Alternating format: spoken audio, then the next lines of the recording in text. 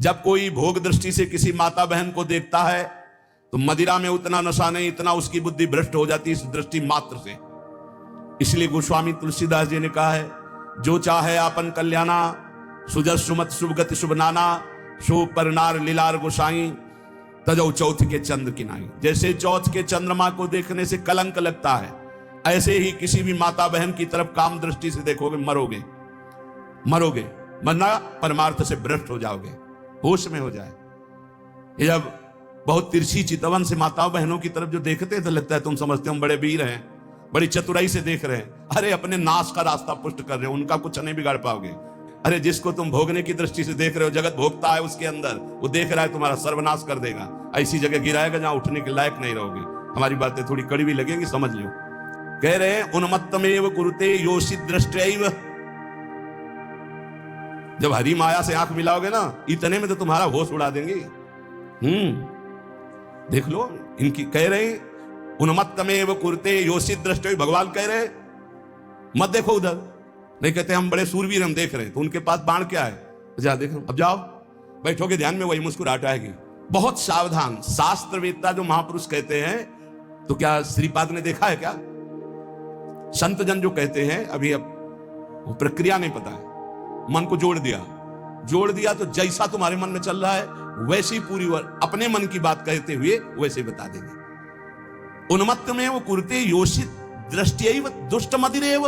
ये और कोई नहीं है, वही मोहिनी ठाकुर है जिसके तुम दास बनने निकले हो। बड़े प्रवीण बनते हो, वो कहते हैं संभाल के रखो दृष्टि।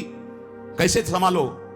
बोले यो माम पश्यति सर्वत्र सर्वम च मयि पश्यति तस्याहम न प्रणश्यामि सच में न प्रणश्यति। ऐ मेरे साधक, ऐ मेरे दास, मेरे स्वरूप को देखो। एक भी देवता मोहिनी ठाकुर से मोहित नहीं हुआ था, क्योंकि पता था मेरा ठाकुर है। जब किसी माई दाई बहन को देखो तो उसके चरणों की तरफ देखो। गोरे गोरे चरणारविंद मेरी प्रियाजू के, मेरी प्रियाजू की सखियों के बलिहारी है प्रभु। और अगर तुम सूरवीर बन के आंख में आंख मिलाए तो कह रहे उन्मत्तमेव कुरुते योषित दृष्टैव दुष्ट मदिरेव। आपकी बात क्या है? हम एक महात्मा की बात बता रहे हैं। इतना भजन कर रहे थे कि शरीर की शुद्धि नहीं थी, पूरे शरीर में दीमक लग गई थी। शरीर है ये दिखाई नहीं दे रहा था, केवल आंखें बीच बीच में खोल लेते थे तो दीमक झड़ जाती थी। च्यवन ऋषि, उनका नाम च्यवन ऋषि था। बहुत समय हो गया, प्रसंग नहीं पढ़े। तो एक राजा की राजकुमारी अपनी सखियों के साथ उधर से निकली। तेजोमयी आंखें ऐसे ज्योतिर्मयी चमक रही थी। उनका ये बहुत चमकती हुई क्या है ये, और ऊपर से सब दीमक लगी हुई थी। तो ऐसे एक काटा टाइप लिया ऐसे तिनका, और ऐसे ऐसे मारा तो उनसे रक्त निकलने लगा। अब वो तो कांप गए कि रक्त कैसे निकला। अब सबके मलमूत्र बंद कर दिए, पूरे राजा से लेकर जितना परिकर, जितनी सेना, सबके। च्यवन ऋषि ने हाहाकार मच गया। तो उनमें कुछ विद्वान लोग भी साथ थे। उन्होंने कहा किसी ब्रह्म ऋषि का अपराध है। ढूंढा गया अपराधी कौन है यहां, वन में किसी ऋषि का अपराध। तो राजकुमारी ने कहा कि अगर कोई ऐसी बात है तो मेरे द्वारा अपराध शायद बना है। एक दीमक का पिंड जैसा था, उससे दो ज्योति जगमगा रही थी और हमने उसमें तो उससे रक्त। सारे बोले च्यवन ऋषि का ये पूरा क्षेत्र है, कहीं ऐसा तो नहीं किया च्यवन ऋषि को तुमने? चलो आगे गाय और ब्राह्मण करके च्यवन ऋषि से बंधना। महाराज सबकी लघुशंका सोच खोल दो, बंद कर दिए सबके। अब कितनी देर भाई, 6 घंटे 8 घंटे सबके। महाराज शर्त कैसे खुलेगी आप बताओ? शर्त सुकन्या, राजकुमारी का नाम सुकन्या, सुकन्या दे दो। राजकुमारी से कहा अब राजकुमारी ना कैसे, अपराध तुमने किया ऋषि की सेवा में, तुम्हें उन्मत्तमेव कुरुते योषित दृष्टैव दुष्ट मदिरैव। जाओ सबके लघुशंका सोच खुल जाए, जाओ अब सब यहां से। वो तपस्या के द्वारा महल वैभव और अपना स्वरूप प्रकाशित किया जो देवराज इंद्र के पास भी नहीं। तपस्या का प्रयोग कहां होने लगा? कहां गया तपस्या को? माया। ऐसे ही महाराज हमारे पड़ोसी सौभरी जी महाराज, सिवार लग गई थी शरीर में और यमुना जी में समाधि। मछली को देखा खेलते हुए, मैथुन करते हुए। देख लो मोबाइल देखने वालों, जब मैथुन मछली का देखा तो महाराज को लगा कि है कोई सुख। बताओ, अभी तक जल में हजारों वर्ष समाधि लगाने वाले महात्मा ब्रह्म सुख का हुआ अनुभव और मछली के मैथुन सुख को देखकर सोचा अब तो इस सुख का अनुभव करेंगे। तो सामर्थ्यशाली महात्मा कहां जाए? तो छोटे मोटे घर गृहस्थी के पास थोड़ी गए, चक्रवर्ती सम्राट राजाधिराज मानधाता के पास। दुर्गंध आ रही थी मछली किसी शरीर से, सिवार पानी के अंदर की, हड्डी हड्डी थी, गाल चपके हुए, आंखें तेजोमयी, देख के डर जाए आदमी। महाराज तो मानधाता बहुत बड़े प्रतापी राजा हुए हैं, महाराज आज्ञा कीजिए। बोले विवाह करना चाहता हूं। बोले आदेश कीजिए, किससे कराएं? बोले आपकी राजकुमारी से। 50 कन्या थी। घबरा गए कि ऐसे महात्मा के लिए अगर राजकुमारी समर्पित कर दी तो मतलब राजकुमारी का जीवन क्या होगा, महलों में पल। तो उन्होंने कहा महाराज जो तुम्हें राजकुमारी पसंद हो पसंद कर ले आप उसे, क्योंकि जानते थे ना बोले कि सांप हो तो सांप कौन भोगे, इनको पसंद ही कौन करेगा। बोले महाराज जो तुम्हें पसंद कर ले। तो समझ गए सौभरी जी, तपस्या के द्वारा ऐसा रूप बनाया। मंत्री ने जाके कहा महाराज सौभरी पधार रहे हैं, जो राजकुमारी पसंद करना चाहे पसंद कर ले। जब पधारे तो खुशबू से पूरा महल भर गया, तेजो रूप। 50 ने कहा हम वरण करेंगे। बोले चलो। मानधाता से कहा 50 पुत्रियां तुम्हारी तय। मानधाता के सामने सौभरी ऋषि और उनके सामने दिव्य रूप। मानधाता ने कहा रहेंगी कहां? बोले कल आ जाना यमुना किनारे। ऐसे अमरावती नगर से भी श्रेष्ठ पुरी की रचना की, सेवा खाती घोड़ा रत्न वैभव सब। फिर 50 से 500 हो गए धीरे धीरे। तो जब बैठे थे अगल बगल छोरी छोरा खेल रहे थे, तब उनको ध्यान आया इन्हीं से बचने के लिए तो यमुना में समाधि लेते थे। तब उन्होंने एक श्लोक गायन किया, संगम त्यजेत मिथुन व्रतिनाम मुमुक्षु सर्वात्मना न विसजेत बहिरेन्द्रियाणि एकश्चरन् रहश्चित्त मनंत युसे युंजीत तद व्रतिषु साधिषु चेत प्रसंगः। ऐ मोक्ष धर्मावलंबी साधु, कभी किसी जीव को मैथुन करते हुए मत देख लेना न, जिसे हमारी दुर्गति हुई तुम्हारी पक्की हो जाएगी।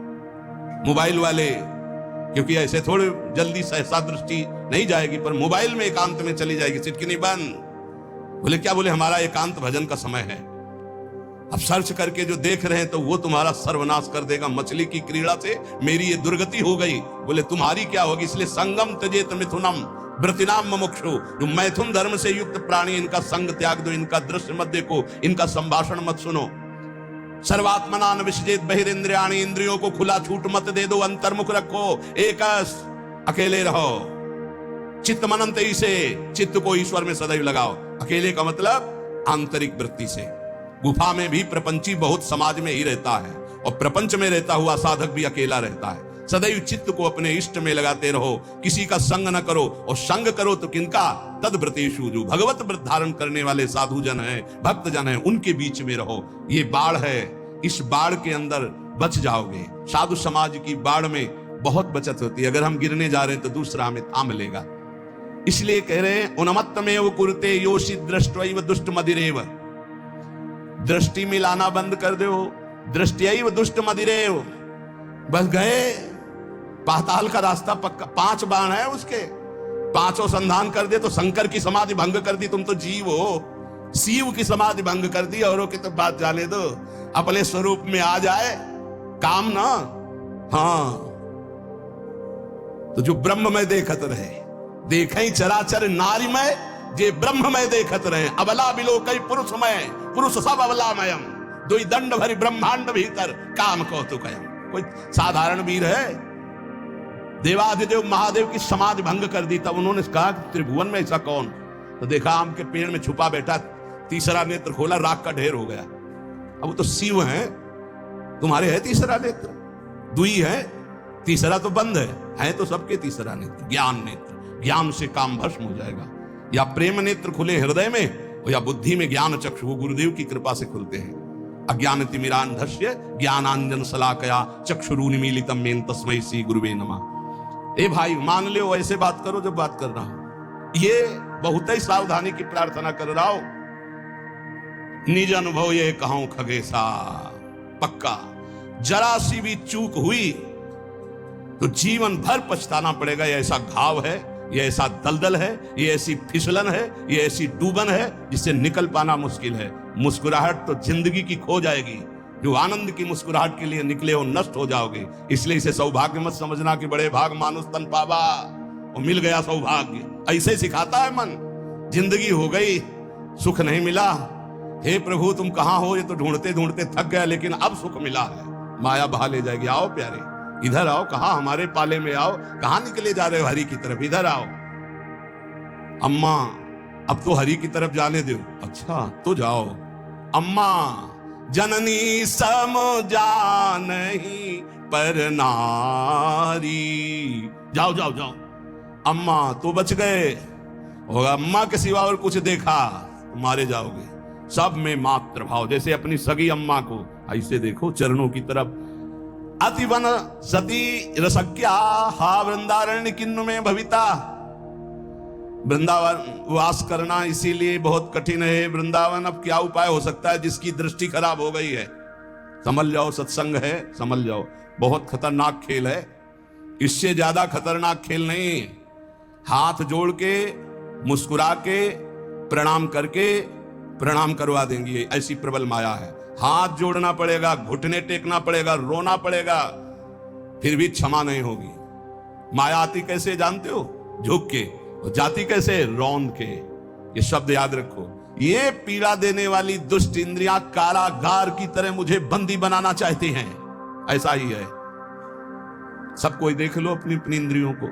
ये दुर्दांत दुश्मन इंद्रियां निरंतर पीड़ा देते हुए मुझे बंदी बनाना चाहती भोगों में। नहीं, हा हरे परित्राहि त्राहि माम, ऐसे बचा जाता है। हे हरि मुझे बचा लो, मुझे इंद्रियां फंसा रही हैं, मुझे फंसा रही।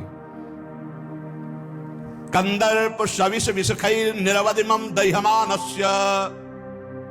शिकारी वीणा वादन करता है हरिण पहले बुलाने का। इतना मधुर वीणा वादन साधु बन के बजाता है। हिरन बेचारे नजदीक आ जाते हैं, पास में ही धनुष बाण मारा खींच के, वही ढेर हो गया। कंदर्प शविष विषखैर, ये शरीर है वीणा का, कामदेव की वीणा वादन का शरीर का आकर्षण करके, और निरवधिमं दह्यमानस्य विषखैर, काम बाण का संधान किया, ढेर कर दिया। बड़े बड़ों को इतिहास साक्षी है। इसलिए पहले वीणा वादन से ही बचे। शरीर आकर्षण होने लगे तो त्राहिमाम, भागो भागो। अगर आपको अपना सुंदर बनाना है तो परम सुंदर श्री हरि का ध्यान करो, प्रियाजू का ध्यान करो, संयम से रहो, तब तो समझ। अच्छा, हमारी सुंदरता तभी काम की जब सुंदर शिरोमणि प्रभु हमें स्वीकार कर ले। ये मरण धर्मा शरीर दीजेंगे तो क्या करेंगे? क्या करेंगे? क्या दे देंगे मरण धर्मा? इसलिए अति दुर्वारा इंद्रिय वैरिण आमर्दयंती सततम माम। गौर से देखो तो प्रभु दिखाई देने चाहिए, अन्यथा कुछ नहीं है इनमें। कौन सा सुंदर रूप है? कहां सुंदरता है? कहां सुंदरता रह गई है? बहुत विचित्र समय। आज जो हमारे समाज का स्वरूप बिगड़ता चला जा रहा है, बुरा जरूर लगेगा, लेकिन बाबा जी हैं, अगर हमारी बात नहीं तुम्हें समझ में आएगी तो तुम्हारी हिम्मत नहीं कि कोई कहे, इसीलिए हिम्मत से कह रहे। ए भाई, ये अंग प्रत्यंग ढकने के लिए है, अंग प्रत्यंग ढकने के लिए। इनकी पवित्रता, इनकी उज्जवलता, इसको आप बिखेरो मत। आपका चरित्र महान तो आपका जीवन महान हो जाएगा। इससे आप महान नहीं बन जाओगे, इससे महान नहीं बन जाओगे। नहीं, उन्मत्त में वो कुरते योषित दृष्टि दुष्ट मदिरे, जो हमारा शास्त्र कहता है उसको ध्यान दो। कभी किसी भी माता बहन से बात करनी हो तो चरणों में देखे। देखो भगवान तो सर्वत्र विराजमान है। जिस समय भगवान ब्रह्मा जी ने सृष्टि रचना प्रारंभ की तो सनक सनंदन सनातन सनत कुमार प्रकट हुए। उनसे कहा सृष्टि रचो, बोले शब्द ही नहीं, ये शब्द ही नहीं, हमारी सृष्टि में ही नहीं, हमारे चिंतन में ही नहीं। और समय समाधिस्थ हरिशरणम। फिर और ऋषि प्रकट किए, सब अपने स्वरूप में स्थित। तब फिर अपने शरीर के दो भाग किए, एक में महाराज मनु और एक में शतरूपा। फिर ये परस्पर ऐसा आकर्षण प्रकट हुआ जिससे सृष्टि वर्धन, सब ब्रह्म स्वरूप, सब भजनानंदी, भजन में डूबने के लिए। तब ब्रह्मा जी ने अपने शरीर के दो भाग किए, वामांग से शतरूपा और दाहिनी भाग से महाराज मनु, और यहां से फिर ये मैथुन सृष्टि प्रकट हुई। जिसे भगवत मार्ग में, चाहे वो गृहस्थ हो या विरक्त, गृहस्थ है जिससे पाणी ग्रहण मात्र किया उससे, विरक्त है तो संपूर्ण चराचर जगत में अपने इष्ट का भाव रखते हुए चलना है। नहीं तो अति दुर्वारा इंद्रिय वैरिण आमर्दयंती सततम माम। जब कोई किसी माता बहन की तरफ या विपरीत शरीर की तरफ देखता है तो कामदेव उसी समय विशिख अपने बाणों का संचार करता है। हाय, कैसे उसे शांति मिल सकती है जिसके हृदय को काम ने वेध दिया है, क्योंकि सतत चिंतन उसका चालू हो जाता है और बड़ी दुर्दशा हो जाती है, बड़ी दुर्दशा हो जाती है। मतलब इतना दुर्दशा और किसी विकार से नहीं होती जितनी काम विकार से होती है। इसलिए गोस्वामी जी ने भगवान से प्रियता के लिए मांगा है, काम ही नारी प्यारी जिम लोभी जिम प्रियदाम। तो उपासक सावधान रहे। आज सत्संग में श्रीपाद प्रबोधानंद जी ने खास तौर से वृंदावन की बात बताई। यहाँ ये नित्या निर्विकारा निरवधि गुणाहा प्रपंच से ऊपर उठा हुआ महापुरुष निष्प्रपंचाहा समस्त दोषों से रहित भगवत अनुराग से युक्त होकर प्रिया प्रीतम की दिव्य केली को देखता है। यहाँ कैसा भी दुष्ट स्वभाव का आ जाए उसे भगवत प्रेम मिलता है। पर उपासक को यहाँ रहते हुए ये सावधानी करनी कि वर्तमान में कभी हमारा कोई विपरीत संयोग शरीरों का आकर्षण हमें नष्ट न कर दे, क्योंकि प्रिया प्रीतम की महान प्रेम भूमि है। अपने को इस बात के लिए संभालना है। बहुत जन्म हम लोग गिरते रहे, बहुत जन्म पतित होते रहे। अब थोड़ी हिम्मत कर ले, भगवत मार्ग में थोड़ी हिम्मत से चले।